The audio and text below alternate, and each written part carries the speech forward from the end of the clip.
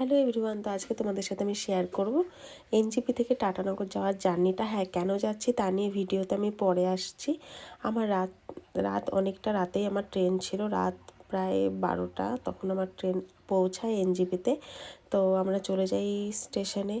তো সেখানে গিয়ে দেখি প্রচণ্ড পরিমাণে সেখানে ভিড় ছিল, আর প্ল্যাটফর্ম টিকিট সেখানে নিরু কাটেনি, তার জন্য ওকে প্রায় হাফ কিলোমিটার যেতে হয়েছে টিকিট কাটতে। তো যাই হোক, অন্তত এনজেপিতে যাওয়ার আগেই যেন আমরা অনলাইনে টিকিটটা কেটে নিই, যারা প্ল্যাটফর্ম টিকিট, সেটা অবশ্যই আমাদের মাথায় রাখতে হবে। এটা আমাদের অনেক বড় একটা ভুল হয়ে গেছে। আর এই টাইপের পেপারগুলো না ভীষণ কাজে লাগে। আমরা যখনই জানলাম যে ট্রেন লেট, তো কী করব, তো এখানে আমরা এগুলো পেতে নিয়ে একটু বসে গেছি যেন একটু রেস্ট করতে পারি। আর যাই হোক, তখনও আমি জানতাম না যে আমার আজকে জার্নিটা কেমন হবে না হবে, সেই বিষয়ে আমার এক ফোঁটাও নলেজ ছিল না।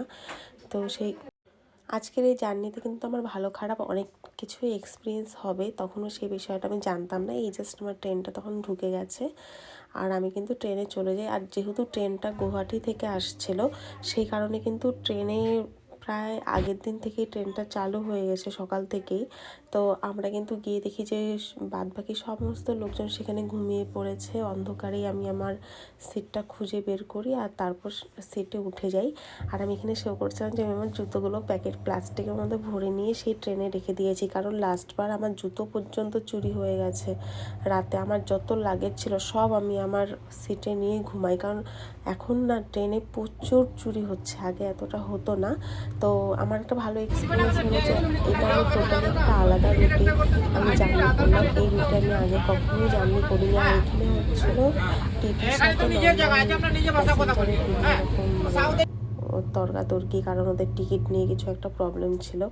তো যাই হোক, টিকিট কনফার্ম যেন হলেই যেন সবাই ট্রেনে ওঠে। আর কারো যদি টিকিট ওয়েটিং থাকে বা কনফার্ম না হয়, তারা যেন অবশ্যই তাদের টিকিট যেন প্রিন্ট আউট করে নিয়ে আসে, কারণ ওদের টিকিটটা মোবাইলে ছিল বলে কিন্তু ওদের ফাইন হয়ে গেছে।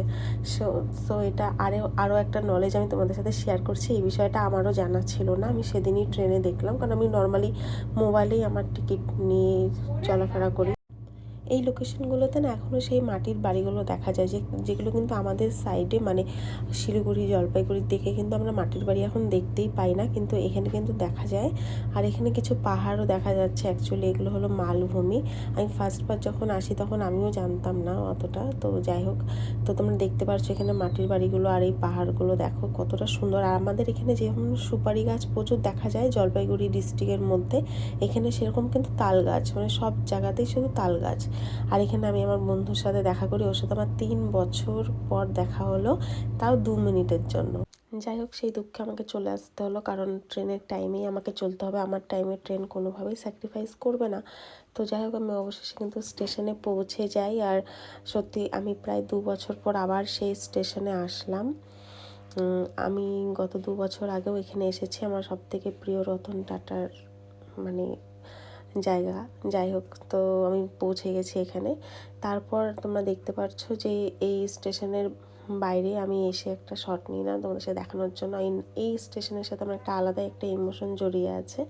তো যাই হোক, তারপর আমার ফ্রেন্ড আমাকে নিতে আসে, তারপর আমরা কিন্তু চলে যাই। আর আমি ভীষণ টায়ার্ড হয়ে গেছিলাম, যেহেতু আমার ট্রেনের প্রচুর লেট ছিল। তখন আমি রেস্ট করব। তো তোমাদের সবাইকে বাই।